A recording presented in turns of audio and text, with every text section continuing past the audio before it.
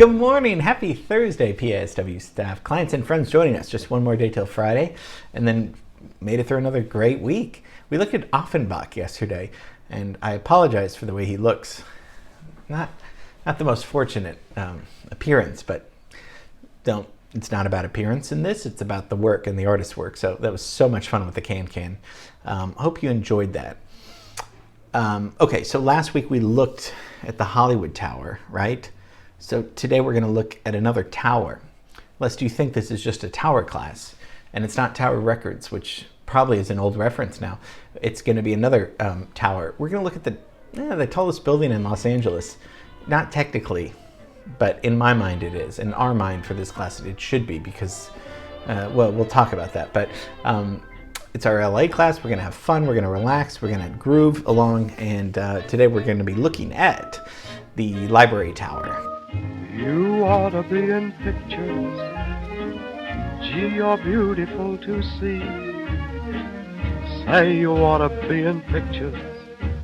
Oh, what a hit you would be.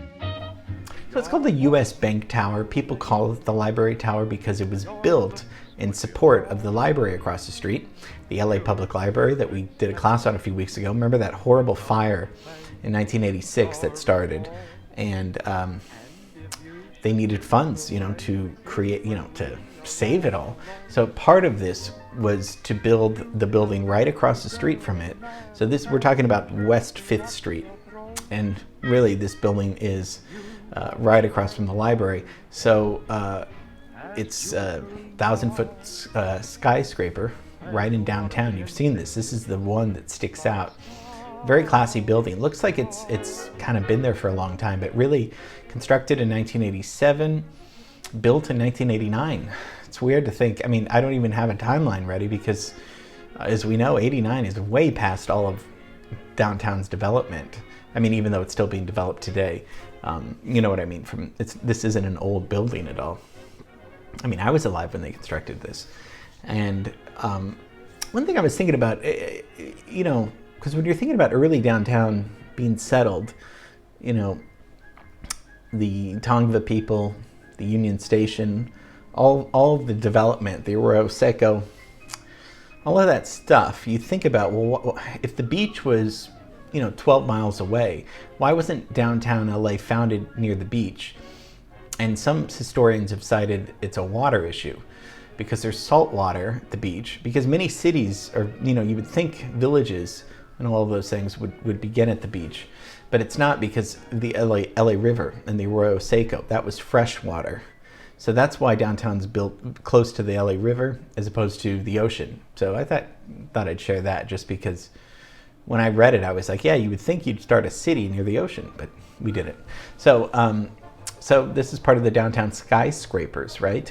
So Library Tower, because it was part of a $1 billion project that the LA Central Library needed to redevelop. That Bradley wing that beautiful atrium was added after that. And so we also they lifted the air rights to it, because, there's all these rights that you can't build a certain amount, height restrictions that we talked about. That's why City Hall was the tallest building, and we'll get into that a little bit. But they were like, okay, fine, you can build. The library needs help, so you can build as high as you want, or something like that. So this was to pay for the reconstruction. So City Hall from 1928 till 1964, was the tallest building in Los Angeles. That sticks out for close to 4 decades. It was like that until the 60s. So it's the tallest building in Los Angeles by the roof standard. I don't like this, because the Wilshire Grand is technically the tallest building in Los Angeles, and I don't think we're going to like this. This is cheating, because they built a building not as high as this, but what they did was that the spire, a little spire that goes up, measures about 300 feet.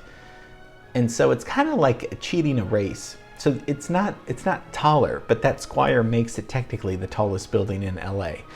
I don't know if I like that. Do you guys like that? It seems like kind of a cheat. So technically we're talking about the second tallest building in LA, but come on, let's be real. Architecture is they call it postmodern architecture. Postmodern is a fancy word meaning beyond modern, right? Post. And postmodern is sometimes described as a contradiction of styles, whether it's music, literature, art. You can call it postmodern, and the main emphasis of postmodernism is to contradict one another, to have many things that where reality is vague. Okay, so we'll talk about postmodernism a little bit, but so with something like that, there's gonna be Art Deco. It's kind of like a bunch of styles that don't really make sense, but make sense sometimes. So there's Art Deco imagery, ornamentation, beautiful, a very classy structure. Henry N. Cobb was the architect for this, and these height restrictions went back to 1904.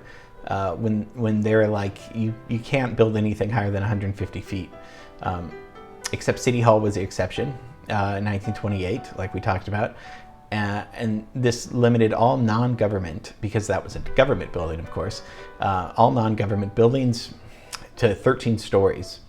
And it was lifted downtown in 1957, probably because they're like, well, we need more money, so let's lift that. And I was thinking about that. Why restrict it? Well, many reasons could be aesthetic-wise. They didn't want it to look like a New York or a Chicago in the beginning.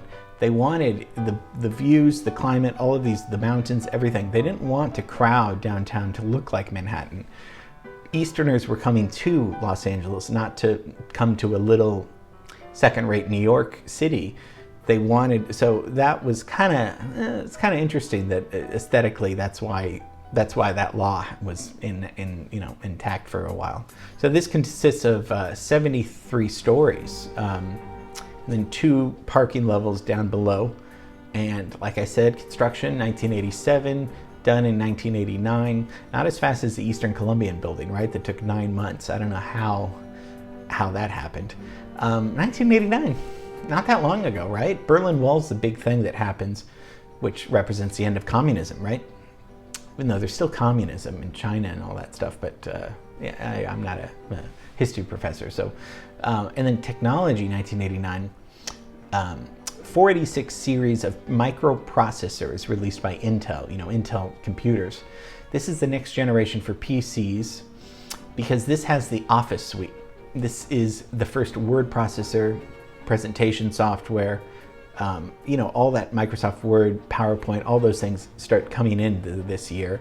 Of course, this is because huge, everyone uses Word, Excel. So 89 is when this package is released by Microsoft, the Office suite that we still use so much today. Some morbid history. I guess the 9/11 Commission said in 2004 that the original plan for the 9/11 attacks, on the World Trade Center, called for the hijacking of 10 planes, and one of which was to crash into this building. So thank God that didn't happen. We always think, what were all the other possibilities that they had plans in mind? And thank God they didn't attack this, but this was on Al Qaeda's list.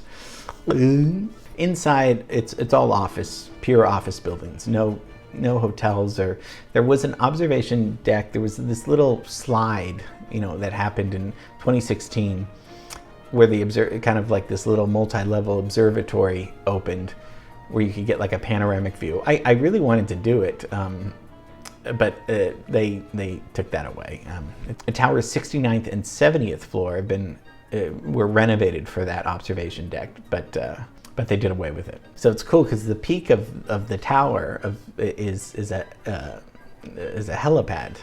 It's not a bad word. It's just that a helicopter can land on it. Never seen a helicopter land on it, but that would be very cool to see.